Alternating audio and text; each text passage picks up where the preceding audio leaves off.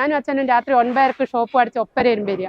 ഞാൻ രാവിലെ പോകുമ്പോൾ എന്നെ കൂട്ടുവാനും ഒരുപാട് തെറ്റുകൾ എൻ്റെ അടുത്ത് വന്നാലും പിന്നെ ഇനി വരണ്ടെന്നൊക്കെ പറയും. പിറ്റേ രാവിലെ പിന്നെ ഇനി പോരുന്നില്ല എന്ന് ചോദിച്ച് കൂട്ടി. എൻ്റെ കല്യാണം കഴിച്ച് കുറച്ച് കാലം കഴിഞ്ഞാൽ ഭർത്താവിൻ്റെ കൂടി കുറച്ച് ചിപ്പിളി വലിക്കാനൊക്കെ കൂടി കൊടുത്തിനേനു.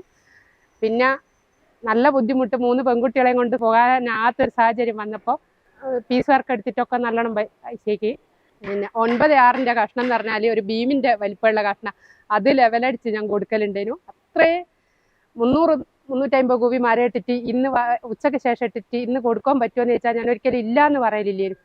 ഒരു പണിയും എനിക്ക് എടുക്കാൻ പറ്റിയാല ഇന്ന് വരെ പറഞ്ഞിട്ടില്ല. പിന്നെ പണി വരുന്നതിന് ഒരു മടിയും എനിക്ക് തോന്നലില്ല. എത്ര പണി വന്നാലും ആ പണി കൊണ്ടല്ലേ നമ്മൾ ജീവിക്കുന്നത് എന്നുള്ളൊരു തോന്നൽ മനസ്സിലുണ്ടാകുന്നുണ്ട്.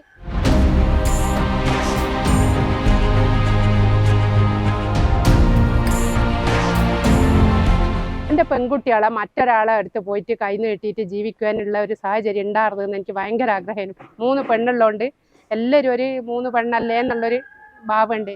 എല്ലാ മിഷന്മേലും വർക്ക് എടുക്കാൻ എനിക്കറിയാം.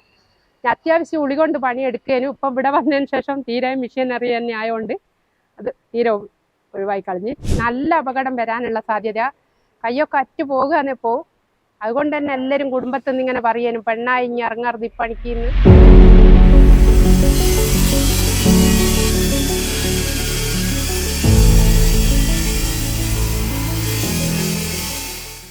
ഇത്രയും വലിയൊരു സ്ഥാപനത്തിൽ എന്നെ എടുക്കുമോ എന്നുള്ള സംശയം സൊസൈറ്റീൻ്റെ ഒരു വില എവിടെ പോയാലും എനിക്ക് കിട്ടുന്നുണ്ട്. പിന്നെ ഇവിടെ ദാമോട്ടം വന്നേമ്പാട് എന്നോട് പറഞ്ഞ് ഇനി എന്ത് പേടിക്കുവാനാടോ ഞാളല്ലേ. ആ വാക്ക് എനിക്ക് ഭയങ്കര ഒരു ഇനി എനിക്ക് ഇവിടെ നിൽക്കാനുള്ള എൻ്റെ അച്ഛൻ്റെ തൊട്ട് ഒരാൾ ഇവിടെ ഉണ്ടല്ലേ എന്നൊരു തോന്നൽ. ഇന്ന് വരെ ദാമോട്ടം എനിക്ക് എല്ലാത്തിനും സപ്പോർട്ടാണ്. അതുപോലെ തന്നെ ആളൊരു ഓഫീസർമാരെല്ലാം ഞങ്ങൾക്ക് സപ്പോർട്ടാണ്. തൊഴിലാളികൾ അതിലും സപ്പോർട്ടാണ് എന്തിനും.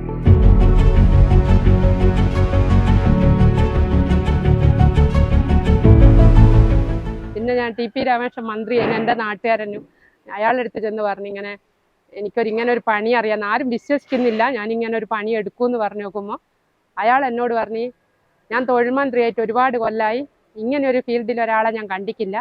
അതുകൊണ്ട് എനിക്ക് ഒരു വിശ്വാസമില്ല. അന്നേരം എൻ്റെ കൂടെ പോകുന്നൊരു നാരായണേട്ടനുണ്ട് എൻ്റെ ഒരു കുടുംബനും. ഒരു പറഞ്ഞു ഓള് കുറേ ആയി പണിയെടുക്കുന്നത്, അങ്ങനെ നോക്ക് പണി അറിയാമെങ്കിൽ ഒരു കത്തും ഒന്നും വേണ്ട രമേശ സാറോട് ഞാൻ പറഞ്ഞോളൂ എന്ന് പറഞ്ഞ് അങ്ങനെ എന്നെ ഒരു 17-ാം തീയതിയൊക്കെ രമേശ സാറ് വെള്ളിയൂർ വരുന്നുണ്ടേനു. അടുത്തേക്ക് വിളിച്ച് ആടുന്ന് എന്നെ പരിചയപ്പെടുത്തി.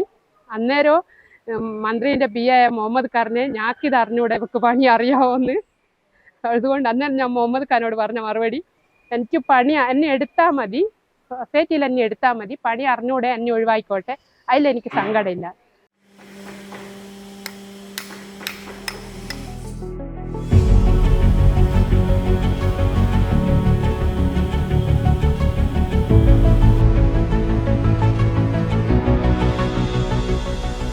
ഇപ്പം ഏത് കണക്കിലൊരു വർക്ക് തന്നാലും അതിന് ഇന്നത് വേണം എന്നുള്ള അളവ് തന്നാൽ ഇന്ന അളവാണ്, ഇത്ര ഇഞ്ച്, ഇത്ര മില്ലി എന്നൊക്കെ അല്ലേ വരിക. അത് കണ്ടാൽ മനസ്സിലാക്കാനാണ്.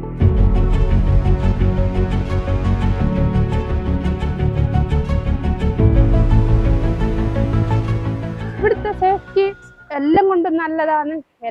എല്ലാ സേഫ്റ്റിയും ഉണ്ട്. കണ്ണട ഞാള് ഉപയോഗിക്കുക. ഞങ്ങൾക്കൊരു ഈ കണ്ണിലേക്ക് ആവി അടിക്കും മാസ്കും കണ്ണടയും കൂടി ആകുമ്പോൾ അപ്പം കാണുകയല്ല. അതുകൊണ്ട് കണ്ണട നീക്കുന്നതല്ലാണ്ട് ബാക്കി ഗ്ലൗസ്, ഷോക്സ് ഉപയോഗിച്ച് ഹെൽമെറ്റ് ധരിച്ചിട്ടില്ല. ഞാളെ സൂപ്പർവൈസർ അന്ന് വർക്ക് എടുക്കണ്ടെന്നാ പറയൂ. എനിക്ക് ഇന്ന് വരെ ചെറിയ അപകടങ്ങൾ വന്നിട്ടുണ്ട്. വലിയതായിട്ടൊരു അപകടം ശ്രദ്ധിക്കലുണ്ട്.